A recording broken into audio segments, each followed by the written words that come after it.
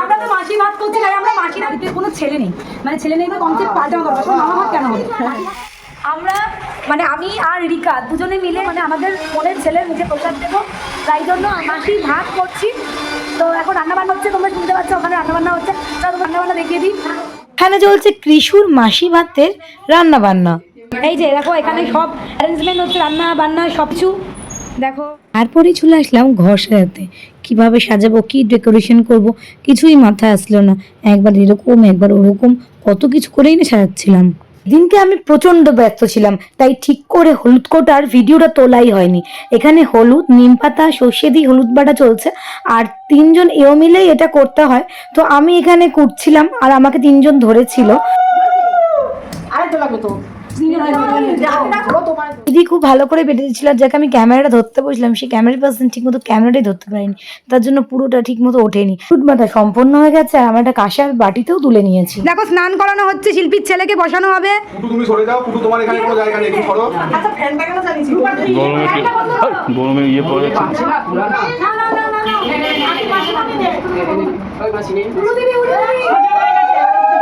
প্রথমত বলি, এই যে রিচুয়ালস গুলো করছি, হলুদ বাটা মানে স্নান করা, এছাড়া অনেক রিচুয়ালস যেগুলো স্কিপ করে গেছি, আমরা করিনি।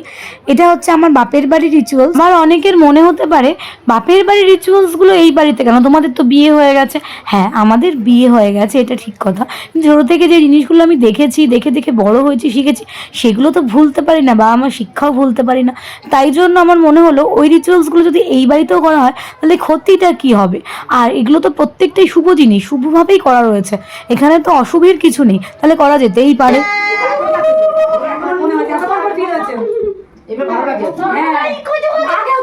আমরা তো মাসি ভাত করছি, তাই আমরা মাসিরা মিলে চেষ্টা করলাম। এই জলটা কিন্তু কোথাও ফেলবি না, এমনি এরিকা বলো, কিছু বলবি? রিকা রিকা কিছু বক্তৃতা দাও। রিকা বলো। না, আমি উল্টে দেওয়া করে সবচেয়ে ভালো হয়ে যাবে। তুই আমার ছেলের মাসি ভাত করলি হঠাৎ?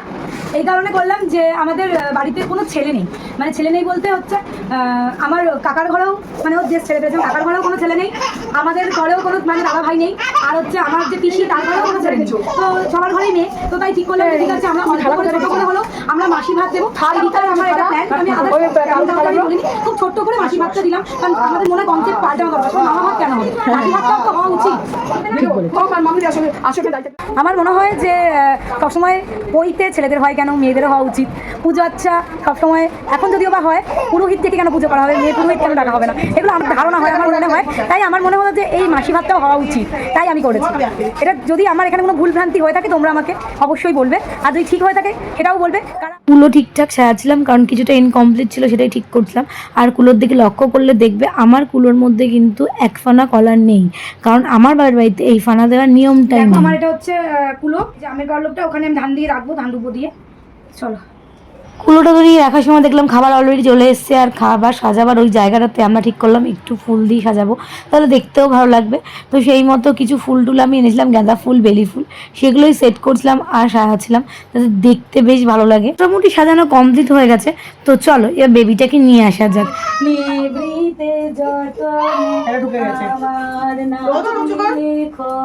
তোমার মনের মন্দিরে।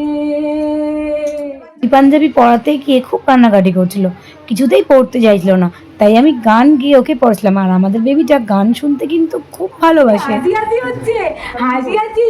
আমি মাসি ভাত খাওয়াবো, মালাটা কি পড়া হবে? রাজা বাবু আমরা মালাটা পড়াবো। এই যে রাজা বাবু, অনেক বাচ্চা চিৎকার করে কাঁদে।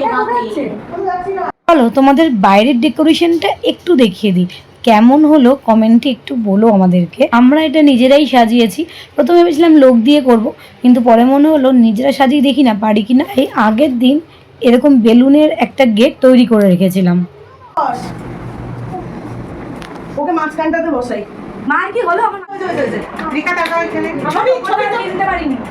পড়িয়ে রাখবি না, সবসময় ছবি তুলে বাইরে করে দে, গরম করে দিই। একটু রাখো, আগুনটা নিয়ে এই যে এটা ভালো লাগে।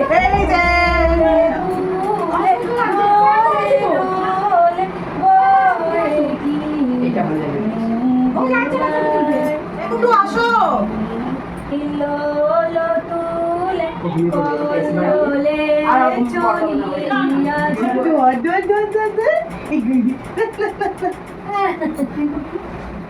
একটু হাত ধরে রাখো। কিন্তু ওকে আমি দিতে পারলাম না, গায়ে দিয়ে দিয়েছি, ভালো করে মানে ইয়ে করতে পারছি। হ্যাঁ, ওটাকে ইয়ে করতে হবে। একটু ধরনের ভাবতে পারছি না জিনিসটা। দেখি চাপে কিনা।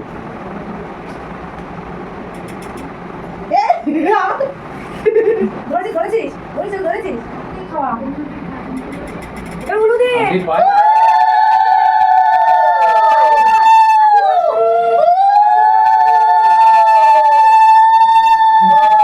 তুমি দেবে তো, তুমি দেবে তো, আমি দেবো। হুম।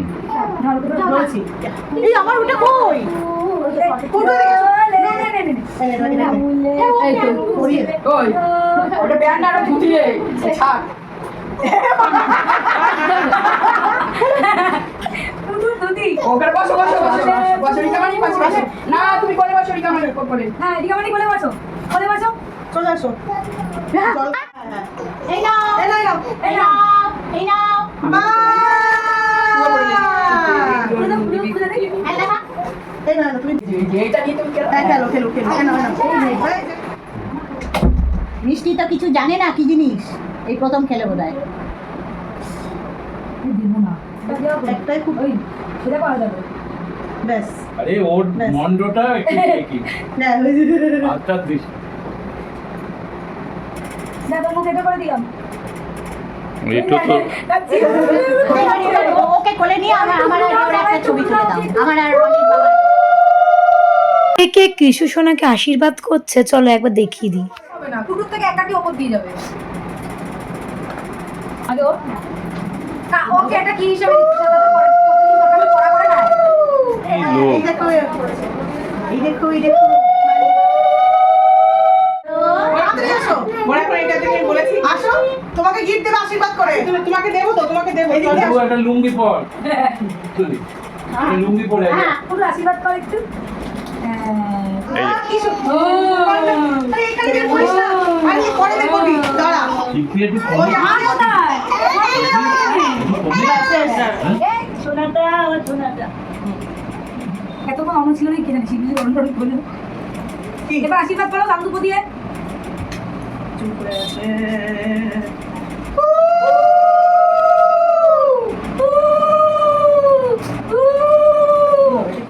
সব থেকে লেট হয়েছিল আমার মায়ের, মানে ওনার যেন হচ্ছিলই না, আর বেবিটা থাকতেও চাইছিল না, কান্নাকাটি করছিল। বুঝতেই পারছো গরম লাগছে, একেতেই বৃষ্টি বাদলা নেই, সেদিনকে পড়েছে মারাত্মক গরম। সবাই ওকে আশীর্বাদ করলো, আর আমাদের এই আশীর্বাদ পর্বটা খুব সুন্দরভাবে সম্পন্ন হলো। তবে তোমাদেরকে বলি, তোমরা ওকে অনেক আশীর্বাদ করো, যাতে ও অনেক বড় হয়, ভালো মানুষ হয়, মানুষের মতো মানুষ হয়, আমাদের বাড়ির মুখ যেন উজ্জ্বল করে। আজকের এই দিনটাতে যেন সব থেকে কাকে মিস করছি, আমার বাবাকে। সত্যি উনি যদি বেঁচে থাকতেন তাহলে এই দিনটা হয়তো আরও সুন্দরভাবে সম্পন্ন হতো। সবাইকে এবার খেতে বসিয়ে দেওয়া যাক। আর কি কি আইটেম করেছিলাম সেটা জানবে না? প্লেন রাইস, আলু ভাজা মানে ঝিরঝিরি করে, তার সঙ্গে বেগুন ভাজাও ছিল, আর মটর দিয়ে আম ডাল, আর কচু দিয়ে চিংড়ি, দই কাতলা, মাটন কষা, চাটনি, পাঁপড়, পায়েস আর মিষ্টি। ব্যাস, আমি এর থেকে বেশি কিছু করতে পারিনি। আমি এখন সবাই ডাল আর ডিম আর বেগুন ভাজা খেয়েছি তারপর আইটেমগুলো আসুক তারপরে বলছি আমার আর কি খাসনি সেটা তো বলবি।